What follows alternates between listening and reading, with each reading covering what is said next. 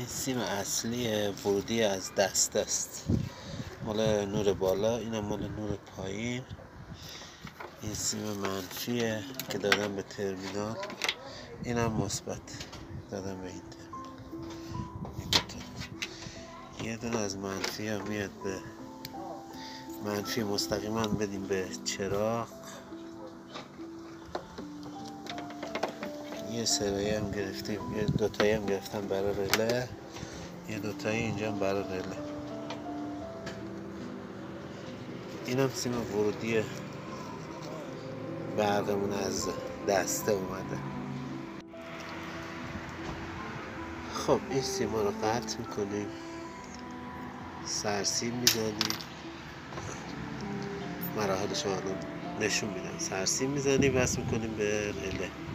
این دوتای ورودی مونه.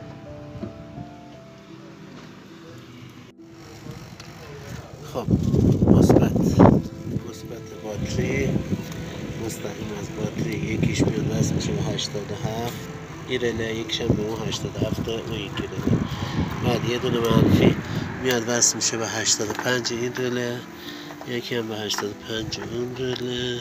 بعد ورودی برقمون از دسته میاد به 85 اون یکی، 85 یکی. بعد خروجی هم که میره برای چراغای 30 رله اولی 30 رله دومی. تا که بس بشه دیگه مشکل نداره. یکی از این هم وصل میشه به منفی مستقیما به بدنه.